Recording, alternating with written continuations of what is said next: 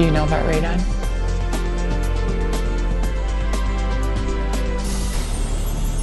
My dad was Richard Williams. He was a very prominent urologist. He was a very smart man. He was very well educated. He was top of his field, and still radon came in and took him away from us. He'd worked so hard his whole life as a physician to be with his patients, and he was just getting to the part where he could relax and be with his family, and we missed that. Mom and I were looking through all the lung cancer causes and trying to understand why my dad would get lung cancer. And we saw radon, and I think that moment we kind of went, well, what's radon? And tried to figure out more about that. And that's when we discovered that there was a very inexpensive, easy test we could purchase to find out more about the levels in our home. We went to a local hardware store and picked up a home radon kit and put it in the basement to get the results. That was when we found out that we had very high levels in my parents' home. It was registering at about 18. So we knew we were in a danger zone, and the email was very clear that we needed to have some more testing done. So we contacted a radon professional in the Iowa area and had them come, and they placed machines around the house for, I think it was about 5 days. And when those levels came back, the basement was a 16, the main floor was an 8, and my parents' bedroom upstairs was 9.5. This house is 25 years old. It is very well maintained. My parents have put time and money into making sure it's the best that it can be for them to enjoy. And there's no reason that this house should have it any more than any others. I think when you think there's something wrong with your house, you think it's an old, decaying, yucky basement. Well, their basement isn't an old, decaying, yucky basement. It's well maintained. And if your house is beautiful, if your house is not beautiful, there's nothing that radon knows. It is just a gas from the ground, and it can be anywhere. It just needed a simple venting procedure to get the radon out. When we first started talking to family members, everybody said, oh, yeah, I have that monitor in my house. And immediately we knew they were talking about a CO2 monitor and that they didn't know what radon was. And we even thought the same thing at first, so we've taken care of that. But I think really radon is so unknown. People don't understand that there isn't a plug-in device to put in your house. It's not that simple. It's a simple test to do, but we don't have these in our houses already. I think if I could have one message for my dad, it would be to go get the test. It costs less than going to Starbucks and getting 2 drinks for 2 people, to go and get a test and put it in your basement or your lower level and find out if you have radon in your house. We talked about the fact that he said, if this is why I have lung cancer from radon, then I want to blow this, out of the water. I don't think he had enough time to be able to take the message as far as he would like to. I think it progressed so quickly that he wasn't able to do that. His biggest legacy in his death through lung cancer would be to make sure that people are getting their homes tested. I would love if the medical profession could help everybody with this. I know when I go to my pediatrician's office with my children, there's tons of signs on the door about carbon monoxide or poison control or so many different things that I need to follow up on, but I've never seen anything about radon. So it's very important to me for the doctors and nurses to be able to tell us or give us an idea that it is something we need to look into, it is something we need to follow up on at our own homes so that we can be keeping our families safe. I would like you as medical professionals to encourage your patients to get the test. We don't know everything there is to know yet. We're still learning, but we can start with this test.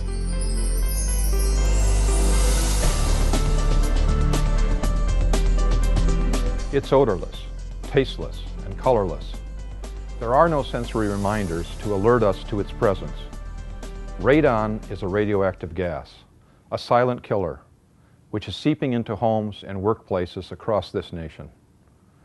Radon gas is a radioactive decay product of radium. Radium occurs naturally below the Earth's surface in soil, rock, and water. As radium decays, it produces radon gas, which collects in soil and groundwater. Radon, in turn, decays through alpha particle emission. Alpha particles generally do not penetrate through the dead layer of the skin, so it is not considered an external radiation exposure hazard.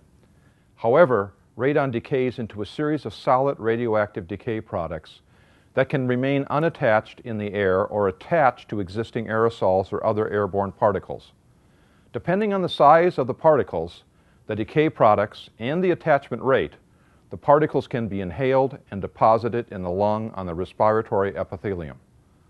Once inhaled, two of the radon decay products, polonium-218 and polonium-214, undergo further alpha decay and impart the greatest radiation dose to the inner lining of the lung. Because buildings are not generally built radon resistant, radon tends to concentrate indoors. Radon has been found in various concentration levels nationwide. It generally enters at the lowest level of the building and can move into other areas, especially when the building is heated or cooled using forced air. All buildings can potentially have elevated concentrations of radon, even new constructions. Radon enters buildings through cracks in foundation walls and floors, as well as spaces around conduits and pipes. Even use of groundwater can contribute to indoor radon levels. The National Research Council's Committee on the Biological Effects of Ionizing Radiation at the National Academy of Science has documented the positive dose-response findings of lung cancer risk based on 11 large-scale studies of radon-exposed underground miners. Their findings indicated that radon is a potent occupational carcinogen and concluded that new cases of lung cancer are greatly increased by radon exposure to the general population. The EPA estimates that radon is responsible for over 21,000 lung cancer deaths each year in the United States. Direct evidence from combined or pooled residential radon studies performed in North America, China, and Europe supports the EPA's mortality estimates. It is an underappreciated fact that radon exposure is the second leading cause of lung cancer and the leading cause of lung cancer in individuals who have never smoked. Most radon-induced lung cancers occur from protracted exposure to low and medium radon concentrations. In the United States, radon is the leading environmental cause of cancer mortality and the seventh leading cause of cancer mortality overall.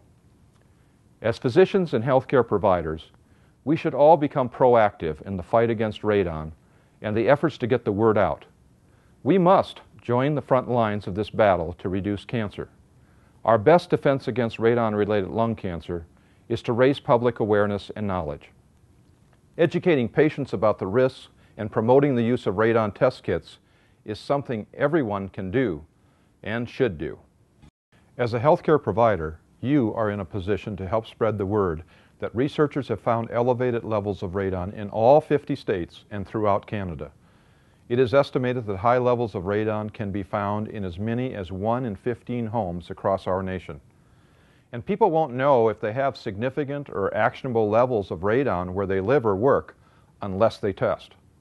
Test kits are simple to use, inexpensive, and widely available.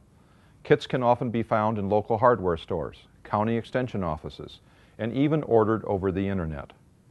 There are basically two types of test kits available. Short-term kits are single-use.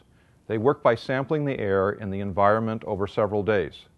Placed in a basement, crawl space, or other suspect areas, they trap radon particles from the air into charcoal containers. That container is then sealed and mailed to a laboratory for analysis.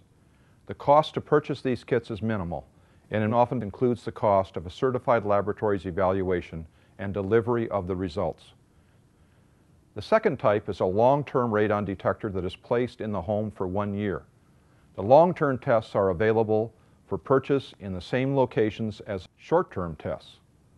They are designed to sample levels of radon over extended periods of time. When the lab report arrives, numbers will clearly state the levels of radon found in the sampled area. Understanding the numbers on the report is important. They will tell you if you need to take action or simply test again in a few years. Radon levels are shown as a number of picocuries per liter.